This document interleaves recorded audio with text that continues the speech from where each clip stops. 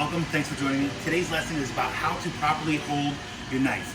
When you're holding your knife, there are two things you need to remember. You have a grip hand and a guide hand. Your grip hand is going to be your dominant hand that you actually hold your knife in.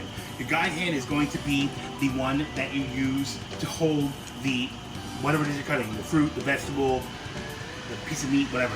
When you hold your knife, you want to pick it up and you should wrap your fingers around the bottom of the blade like this, while curving your index finger over the front of the blade right here. You use your thumb right here, and you put pressure right here.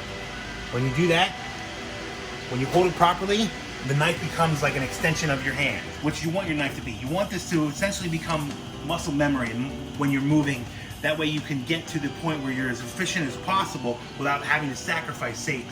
Safety should be your number one thing. And if you properly learn how to hold a knife, you will dramatically reduce the amount of times you are going to cut yourself.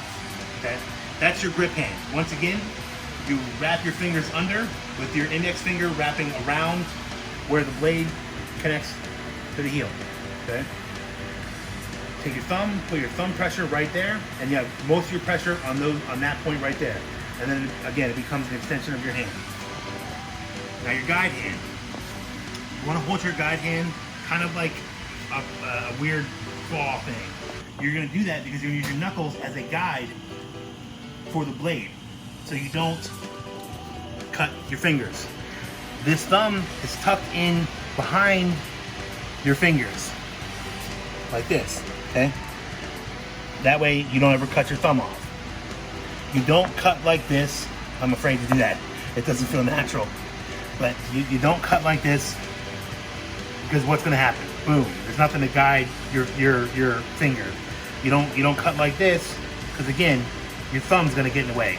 You always want to hold your hand like this in this format, and then use your knuckles as that backboard for a guide for your knife. Okay? That is how you properly use your grip hand and your guide hand. This is something you need to do every day, every time you cut your knife, in order for it to become, again, muscle memory. Once you get that muscle memory down and you have that proper technique, you could then go on to learn the cuts and learn how to more quickly and efficiently go about your day cutting things and doing the tasks that you need to do. Thank you for joining me on today's episode.